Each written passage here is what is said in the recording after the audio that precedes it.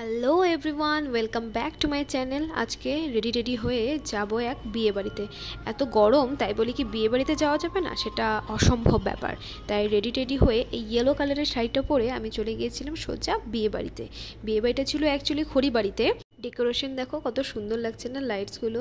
তারপর আমি বরের সাথে কথা বলতে বলতে চলে গিয়েছিলাম নতুন বউ কাছে। আর এই হলো বৌদি। সেশনে ব্যস্ত ছিল, তাই আমি চলে গিয়েছিলাম চারপাশটা ঘুরতে। দেখো চারপাশে ডেকোরেশনটা কত সুন্দর লাগছে। আর জানো তো, বিয়েবাড়ি মানে আমাকে তো ফুচকা খেতেই হবে, তাই না? তাই ফুচকাও খেয়েছি, কিন্তু শেষে আসলে এতটা ভিড় ছিল, ভিড়ে সেখানে ফুচকা খাওয়ার সময় পাইনি।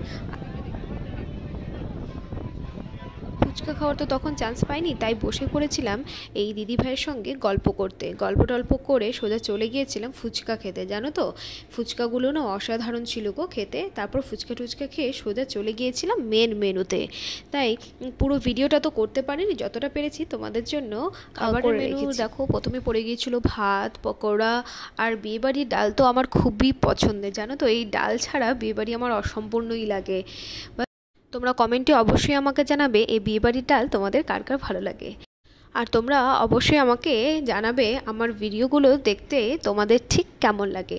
আর তোমরা যারা যারা নতুন আমার ভিডিও দেখছো তারা অবশ্যই চ্যানেলটিকে সাবস্ক্রাইব করে দিও, এবং যারা ফেসবুক পেজ থেকে দেখছো তারা পেজটিকে অবশ্যই ফলো করে দিও। আর এই যে দাদাকে দেখতে পাচ্ছ, এই দাদা মিষ্টি খেতে খুবই ভালোবাসে, জানো তো।